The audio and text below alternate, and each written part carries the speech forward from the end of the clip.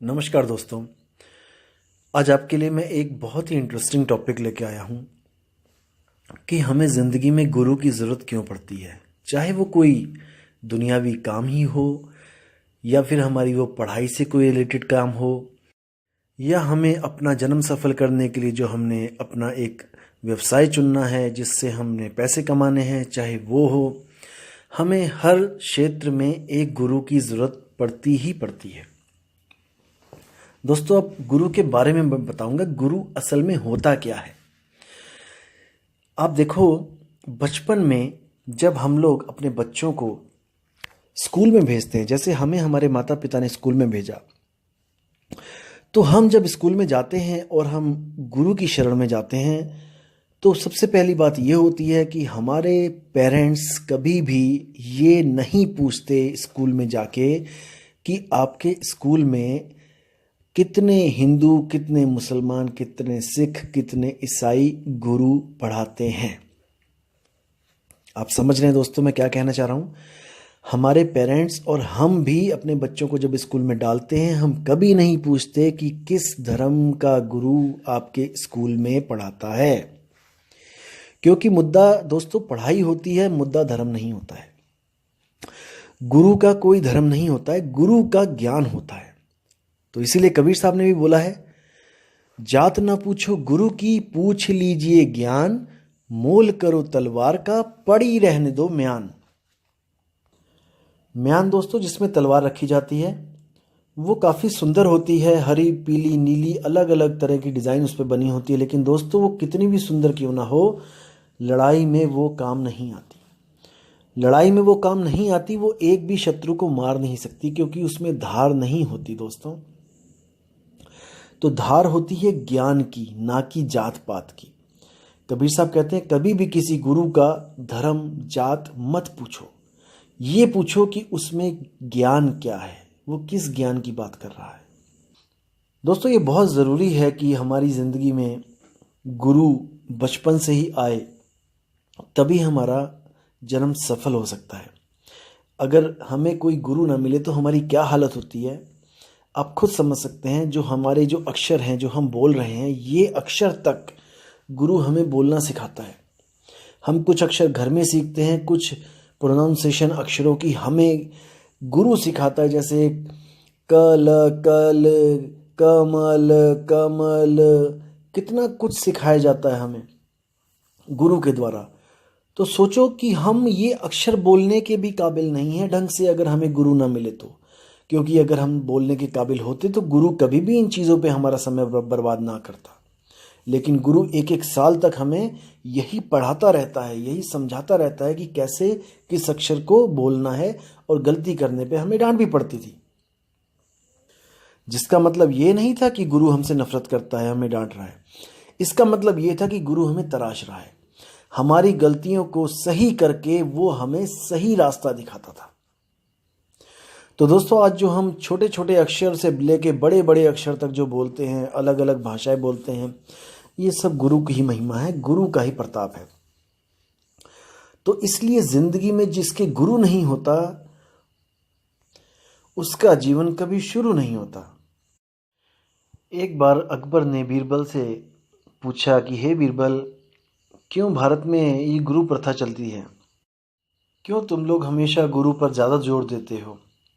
अल्लाह ने सबको बराबर बनाया है, इसलिए मुझे नहीं लगता कि गुरु की कोई ज़िंदगी में आवश्यकता होती है। बीरबल उस वक्त तो खामोश रहा, लेकिन उसने महाराज से कहा कि महाराज आप ऐसा करो, मुझे 5 साल का समय दो, मैं आपको बताऊंगा कि गुरु की ज़रूरत क्या होती है। तो क्या हुआ,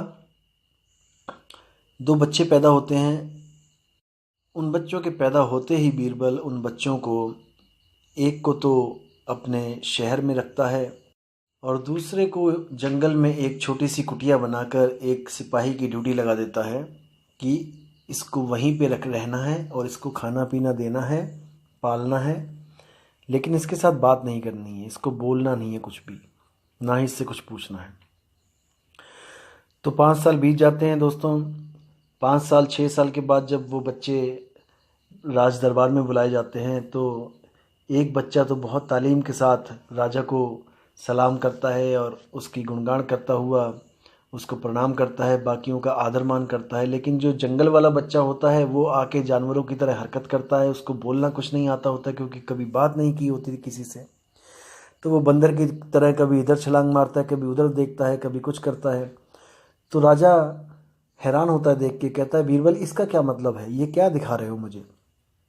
तो बीरबल कहता है कि महाराज जी ये आपके उस सवाल का जवाब है कि गुरु ज़िंदगी में क्यों ज़रूरत होती है गुरु की।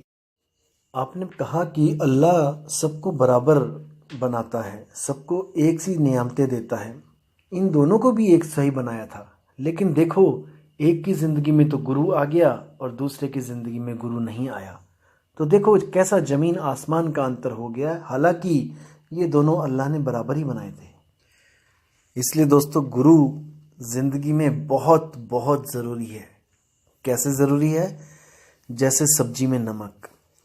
आप 500 रुपये किलो की सब्जी भी लेके आ जाओ, अगर आपने उसमें नमक नहीं डाला तो आपके गले से नीचे नहीं जाएगी, आपको वो स्वाद नहीं लग सकती। चाहे उसमें एक चुटकी नमक ही डालना है, लेकिन वो गुरु एक चुटकी नमक का ही काम करता है ज़िंदगी में।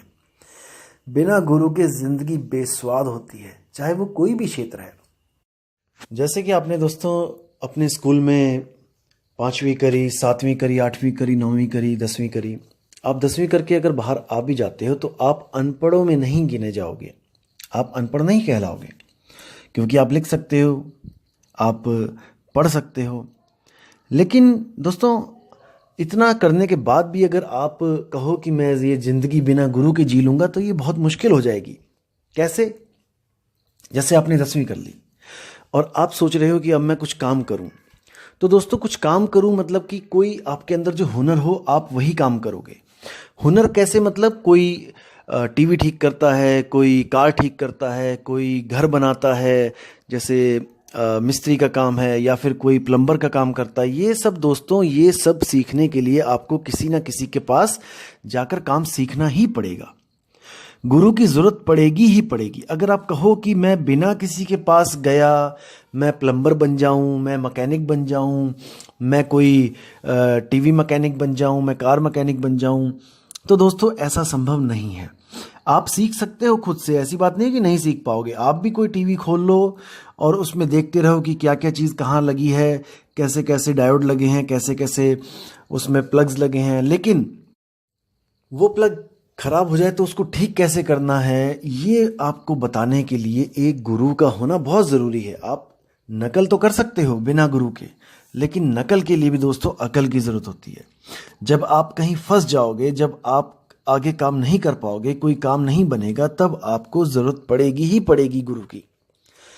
इसी तरह दोस्तों, अगर आपने कोई केवल 10वीं करके अगर आप बाहर जाते हो, 8वीं 5वीं करके अगर आप स्कूल से बाहर निकलते हो और आप किसी दुकान पे भी अगर जाते हो छोटा मोटा काम ढूंढने, तब भी आपसे दुकानदार यही पूछेगा, बेटा तुम्हें आता क्या है, किस चीज़ का हुनर है तुम्हारे पास। याद रखो दोस्तों, अगर आपके पास हुनर है तो आपको उस क्षेत्र में कोई ना कोई काम ज़रूर मिल जाएगा और आपको अच्छी आमदनी होगी।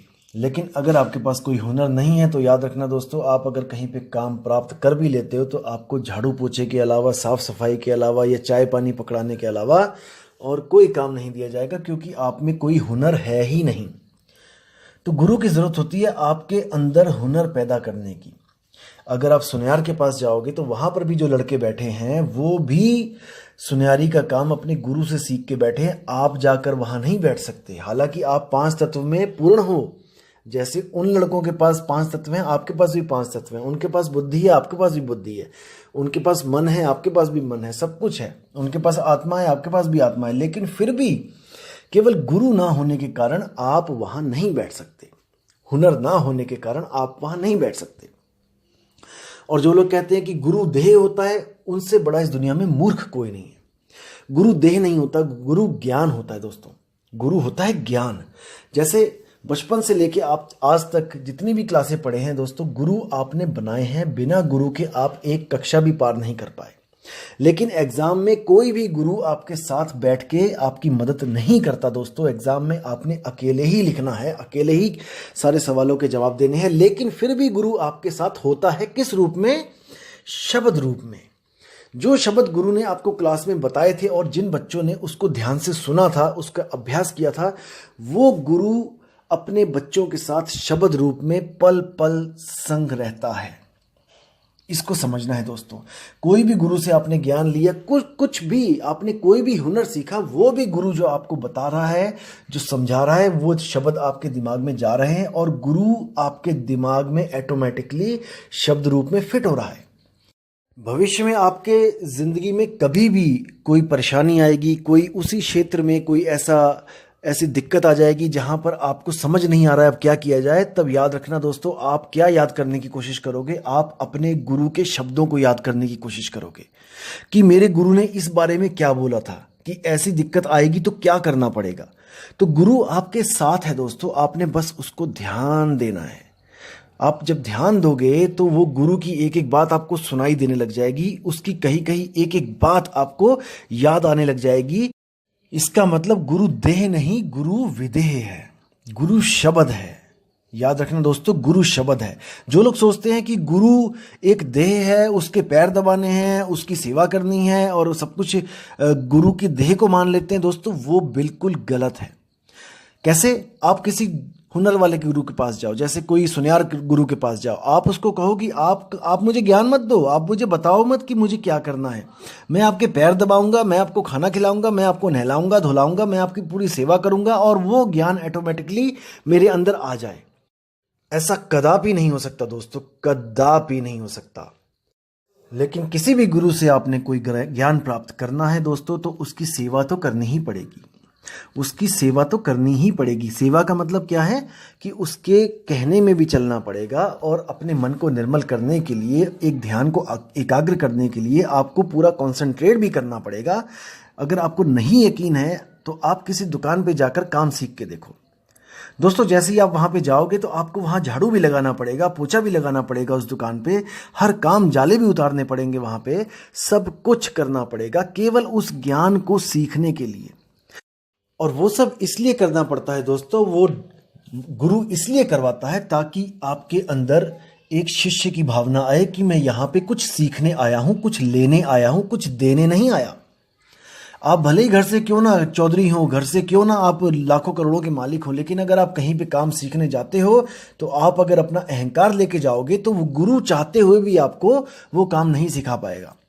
क्योंकि आप कुछ गलती करोगे, गुरु वहां पे डांटना चाहेगा, लेकिन आप चौधरी बनोगे, आप करोड़पति बनोगे कि नहीं तूने मुझे क्यों डांट दिया, तो गुरु वहां पर अपने ज्ञान को पूरा नहीं दे पाएगा।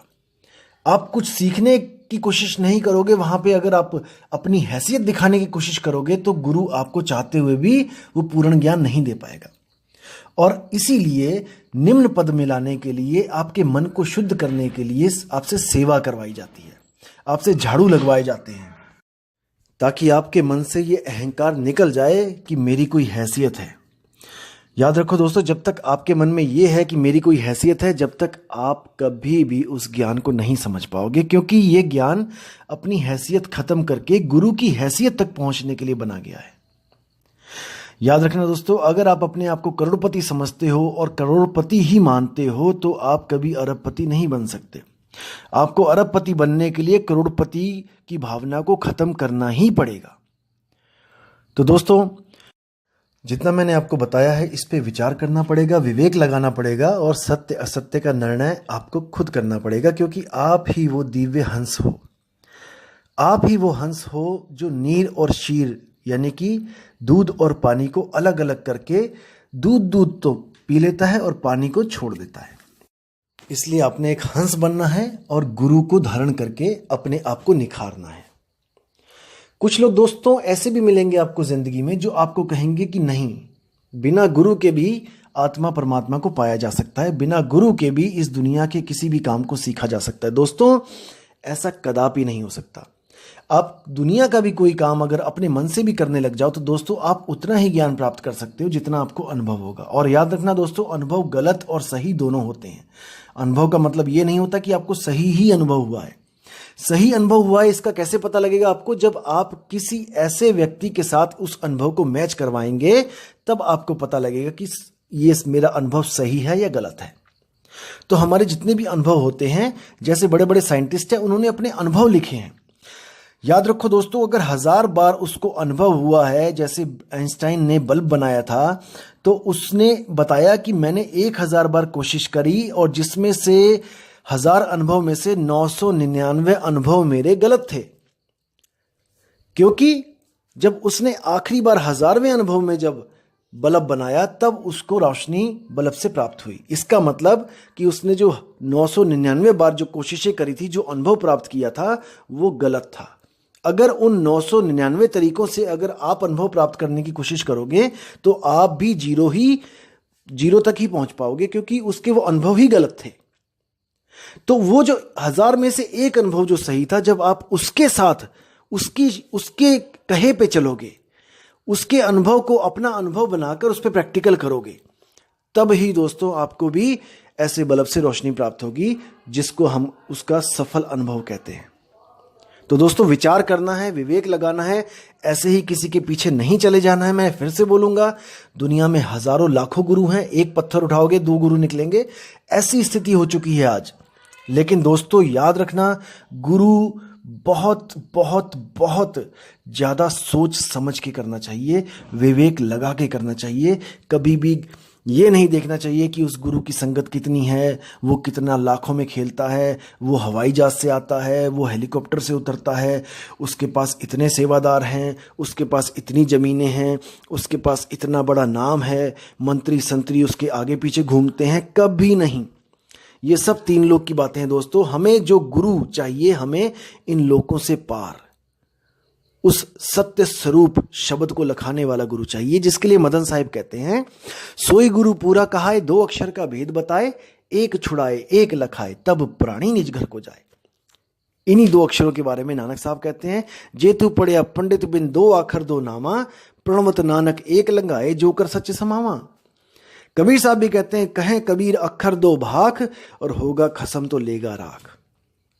इन्हीं 2 अक्षरों पे, इन्हीं 2 नामों पे, गुरु के जो 2 अक्षर 2 नाम हैं, इन पे पूरी चर्चा होनी चाहिए, और इनमें से जो सच्चा नाम है उसको पकड़ा देना चाहिए, और जो झूठे नाम है उसको हटा देना चाहिए। तो इसी के साथ मैं अब इस ऑडियो को पूर्ण विराम दूंगा, और आपसे उम्मीद रखता हूं दोस्तों कि आप विवेक और परख करते जाएंगे, करते जाएंगे, करते जाएंगे, और सत्य की तरफ अग्रसर होते जाएंगे। तो अपने भाई को आज्ञा दीजिए, और मैं अगली बार नई ऑडियो लेके आऊँगा, जिसमें आपको बताया जाएगा कि आध्यात्मिक क्षेत्र में कितने प्रकार के गुरु होते हैं, और वो क्या क्या ज्ञान आपको देते हैं, हमने उसमें से असली गुरु को कैसे चुनना है। तो दोस्तों, उम्मीद करता हूँ आपको ऑडियो अच्छी लगी होगी। तो मिलेंगे अगली बार नई ऑडियो के साथ। साहिब बंदगी सतना। नमस्कार दोस्तों, आज आपके लिए मैं एक बहुत ही इंटरेस्टिंग टॉपिक लेके आया हूँ।